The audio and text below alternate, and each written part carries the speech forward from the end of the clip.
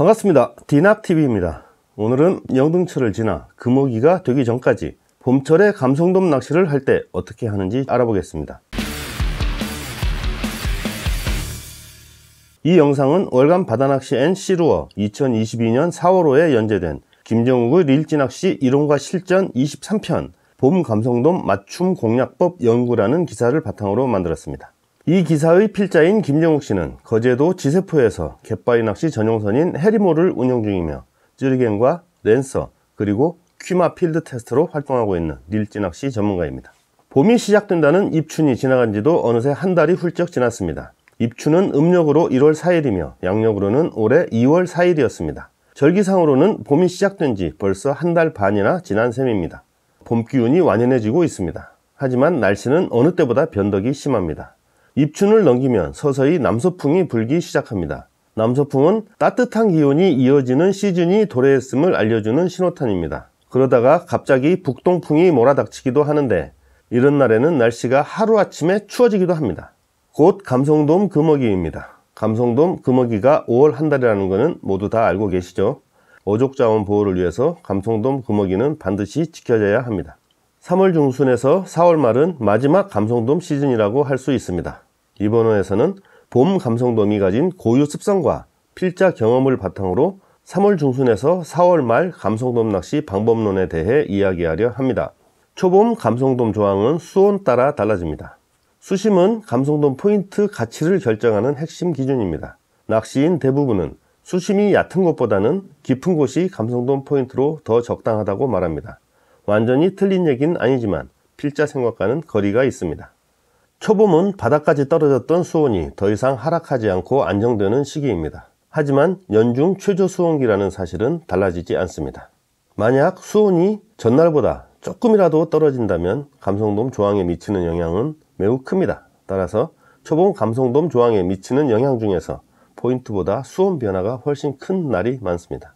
겨우내 감성돔 입질이 꾸준하게 이어지던 포인트 중에도 초봄에는 조항 기복이 심한 곳이 적지 않습니다. 같은 포인트라도 마리수 조가를 기록하는 날이 있는가 하면 잡어 한 마리 구경할 수 없는 날도 있기 때문에 출조 계획 세우기도 쉽지 않습니다. 이는 감성돔 낚시 마니아라면 누구나 인정할 수밖에 없는 사실입니다. 초봄 감성돔 낚시 최고 승률 포인트 유형. 그렇다면 초봄에는 어떤 여건을 갖춘 포인트에서 감성돔을 공략해야 확률 높은 낚시를 할 수 있을까요? 필자는 만 안쪽에 있는 갯바위, 홈통을 낀 갯바위, 몰이 무성하게 자라있는 갯바위 이 세 곳을 추천합니다. 필자 홈그라운드인 거제권에서는 이런 포인트는 대부분 발합 수심이 3에서 5m 정도밖에 되지 않습니다. 갯바위에서 30m가량 떨어지면 수심이 8에서 10m로 깊어집니다. 수중녀가 듬성듬성 박혀있는 모래밭이라는 점도 좀 전에 말씀드린 세 포인트 유형에서 공통적으로 나타나는 특징입니다.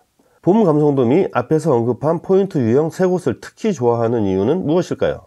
수심이 그리 깊지 않아 봄에 상대적으로 수온이 빨리 상승한다는 게 가장 큰 이유입니다. 그리고 모래밭에 있는 수중녀 주변에는 먹잇감이 매우 풍부합니다. 쉽게 배를 채울 수 있다는 점이 두 번째 이유입니다. 필자 경험에 비춰볼 때 봄 감성돔은 5m 전후 수심대에서 먹잇감을 찾습니다. 한겨울에는 상황이 다르겠지만 봄에 조항이 좋은 감성돔 포인트 대부분은 수심이 그리 깊지 않습니다. 포인트 얘기는 이쯤에서 마무리 짓고 다음으로 채비에 대해 생각해 보겠습니다. 수심이 얕은 포인트에서는 특정 수심층을 집중 공략할 수 있다는 반유동 채비의 장점을 살리기가 쉽지 않습니다. 조류 소통이 원활하지 않을 경우 더욱 그렇습니다. 물밑 지형이 복잡해 수심대가 다양한 경우가 많다는 점도 공략 수심층이 한정되어 있는 반유동 채비의 효용성이 떨어지는 이유입니다. 정리하자면 공략 수심층을 자유롭게 조절할 수 있는 전유동 채비가 봄 감성돔 공략 채비로 훨씬 더 유리합니다. 전유동 채비를 꾸릴 때 목줄을 좀 더 길게 묶으면 한층 효율적인 낚시가 가능합니다. 폭넓은 수심층을 탐색하는데 짧은 목줄은 한계가 있기 때문입니다. 목줄의 좁쌀봉돌을 불필요하게 물리는 건 목줄을 짧게 사용하는 것과 마찬가지라는 사실도 기억해야 합니다. 조류가 빠른 상황이 아니라면 G2보다 침력이 큰 좁쌀봉돌은 물리지 않는 게 바람직합니다. 만약 어쩔 수 없이 좁쌀봉돌을 물려야 할 상황이라면 탐색형 수중찌 또는 기능성 찌 멈춤 고무 아래에 장착하길 권합니다. 바늘 가까이에는 물리지 않는 게 좋다는 말씀입니다. 봄 감성돔 노릴 때는 작은 바늘이 정답.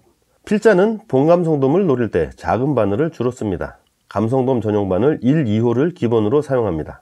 큰 바늘보다 작은 바늘이 효과적인 이유는 밑걸림으로부터 어느 정도 자유로울 수 있기 때문입니다. 큰 바늘로 바닥 지형을 더듬을 경우 밑걸림을 피하기 어렵습니다.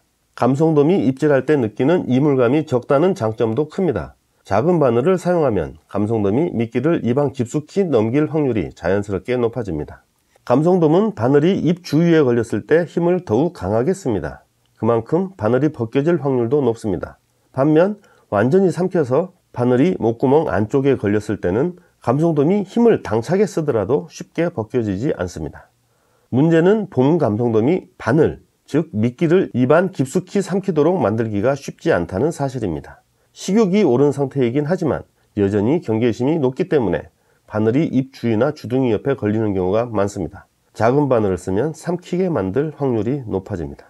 불과 며칠 전인 3월 9일에 있었던 출조 에피소드 하나를 소개하겠습니다.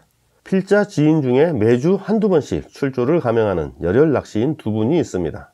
두 분 모두 경력이 오래된 베테랑 낚시인으로 낚시에 대한 열정 또한 대단합니다.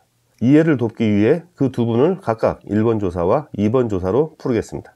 3월 9일 새벽 5시 첫 배를 타고 1번 조사와 2번 조사 그리고 1번 조사의 아들이 함께 출조를 했습니다.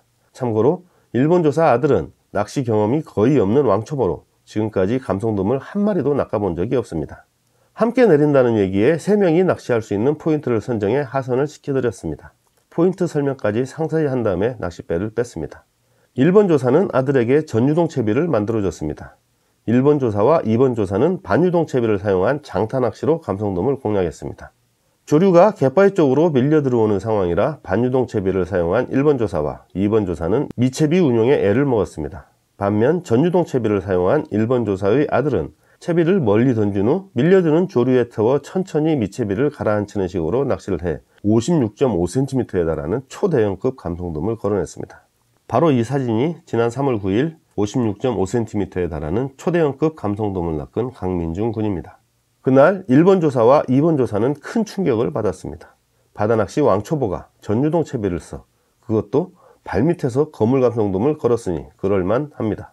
그런데 사실은 발 앞에서 감성돔이 미끼를 물고 늘어진 게 아닙니다. 겉조류가 갯바위 쪽으로 밀려드는 상황이라 어신지만 발 앞에 있었을 뿐 미채비, 즉 미끼는 전방 20m 거리에 위치한 안반지대와 모래밭 경계 지점을 지나고 있었을 것입니다. 이날 출조 결과를 통해 1번 조사와 2번 조사는 봄 감성돔 낚시에선 무조건 반유동 채비가 유리하다거나 바닥을 찍는 낚시가 전부라는 얘기가 잘못됐다는 사실을 깨닫게 됐습니다. 바닥을 잘 더듬을 수 있는 채비가 중요하다는 사실을 실감하게 된 것도 큰 수확이라고 할 수 있을 것입니다.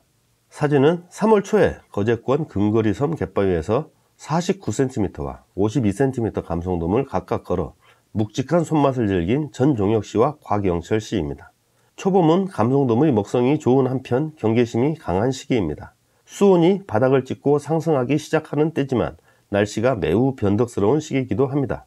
초봄 감성돔 낚시에서 기대하는 조과를 올리려면 이 같은 특징을 고려해 공략 계획을 세워야 합니다.